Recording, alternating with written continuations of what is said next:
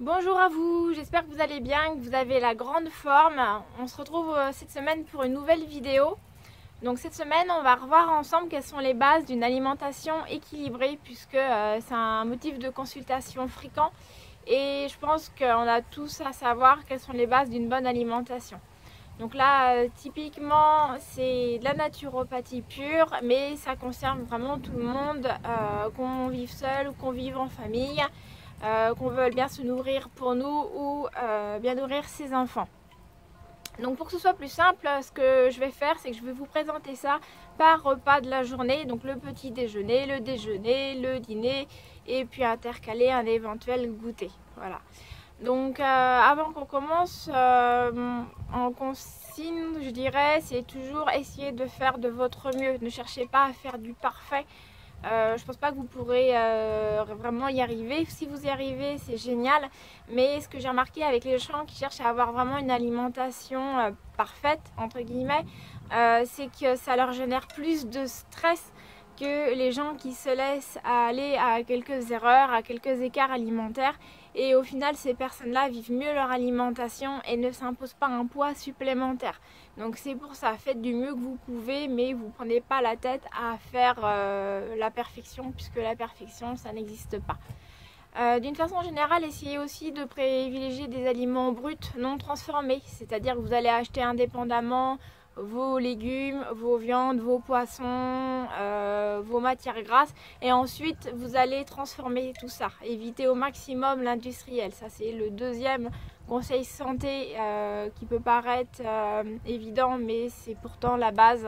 Votre corps s'en portera beaucoup mieux, votre porte-monnaie s'en portera beaucoup mieux et la planète va mieux s'en porter aussi, donc au final c'est très bien. Donc pour commencer, c'est le petit déjeuner. Alors là, on a deux écoles, on en prend pas. Qu'est-ce qui est le mieux pour nous? Alors les personnes qui prennent pas de petit déjeuner, deux possibilités. Soit elles mangent trop la veille au soir, du coup elles n'ont pas faim le matin. Dans ce cas-là, on essaie de réduire ses apports en calories le soir, sauf si vous travaillez une nuit bien sûr. On essaie de réduire ces apports-là pour avoir faim le matin et se mettre à manger.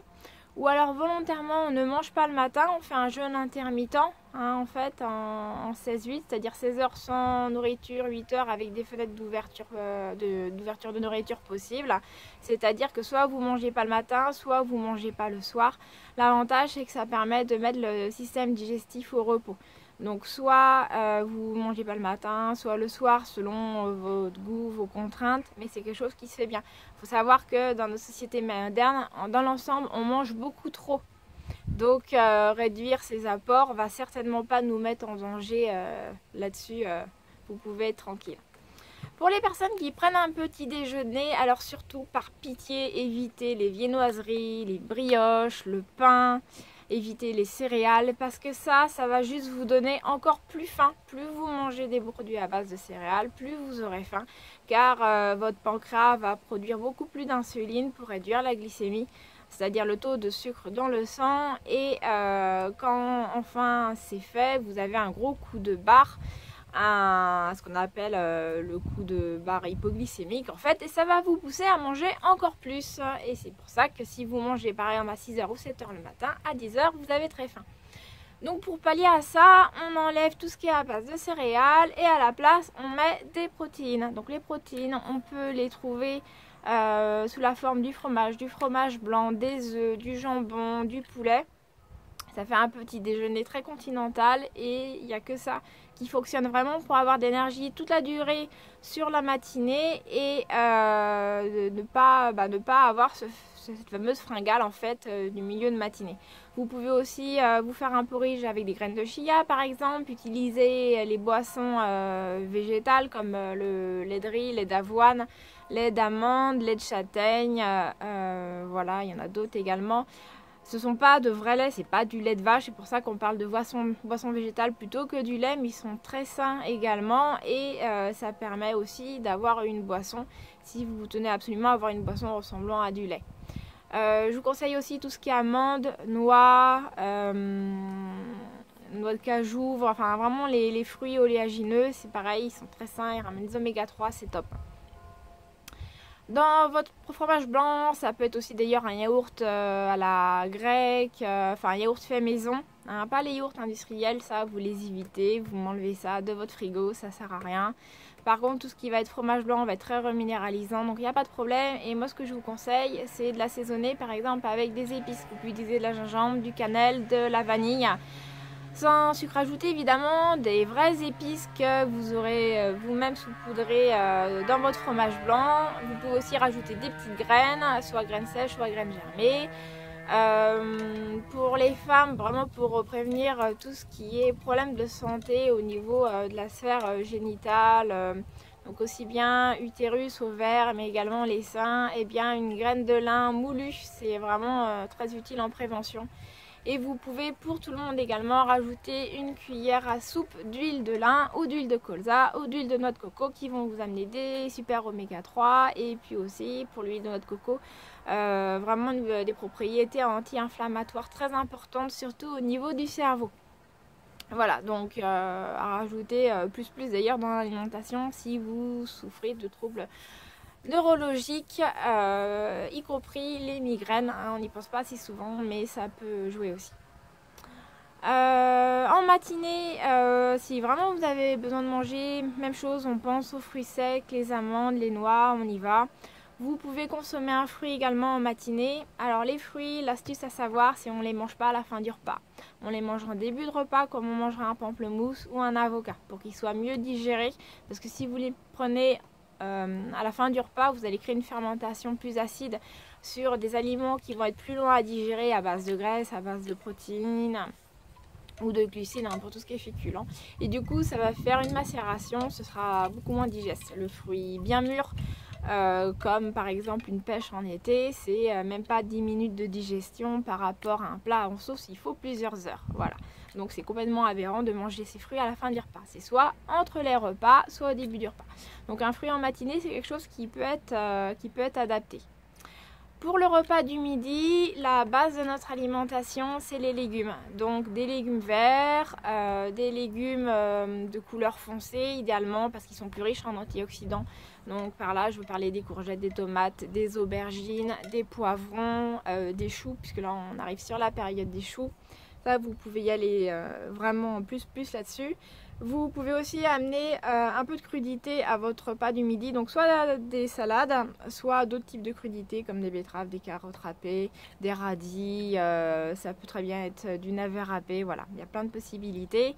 Certaines personnes qui ont les intestins en souffrance ont du mal à digérer les crudités, je vous conseille déjà de calmer l'inflammation avant de les réintroduire progressivement et puis de tester un par un les aliments que vous pouvez digérer par rapport à ceux que vous ne pouvez pas digérer. L'idéal étant de mixer les deux puisque dans les crudités, les légumes étant donc crus, on va trouver bien plus de vitamines par rapport à un légume qui est cuit. Sachant que le légume cuit, il a aussi son intérêt, hein, bien entendu, pour amener des minéraux au corps.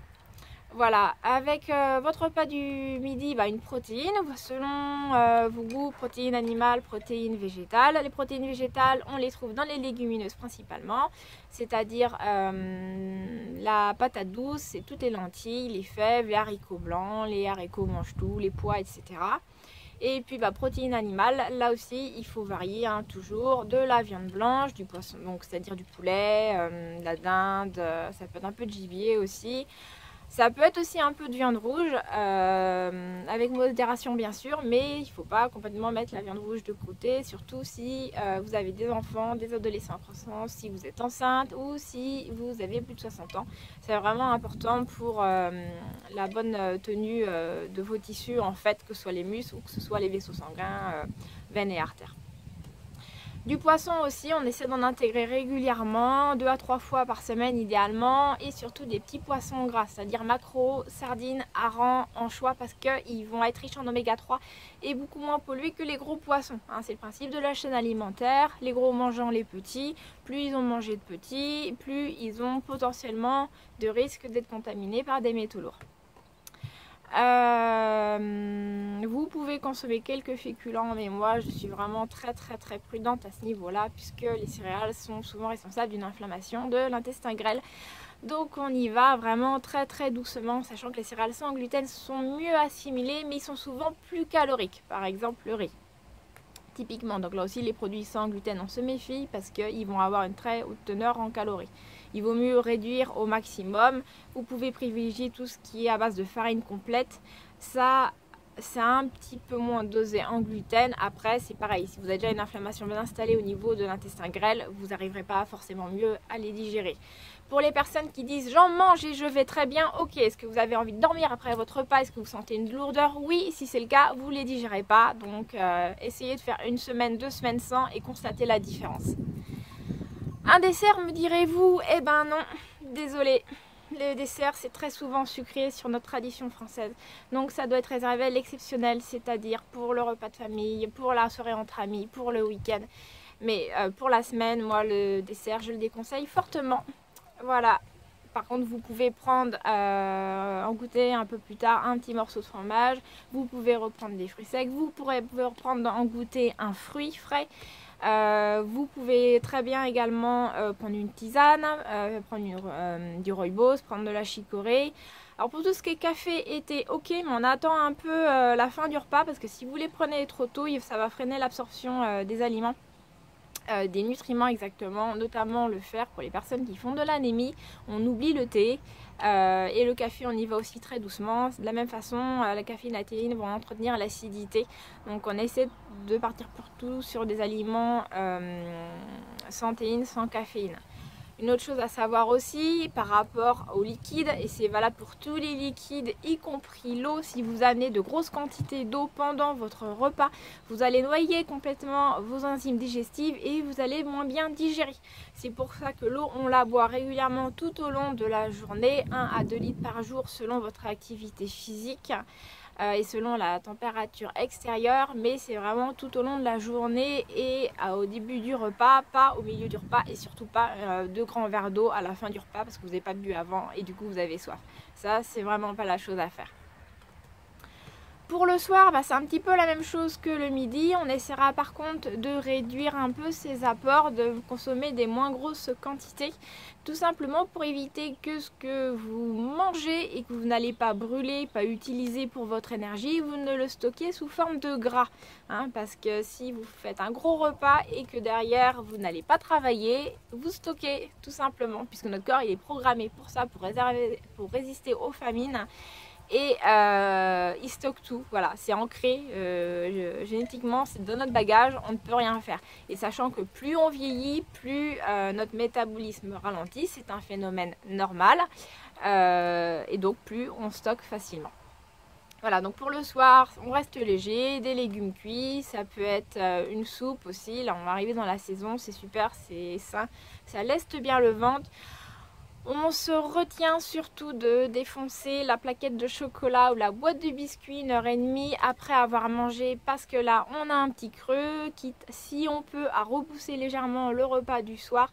Voyez en fonction de votre temps d'endormissement, le moment où vous allez vous coucher.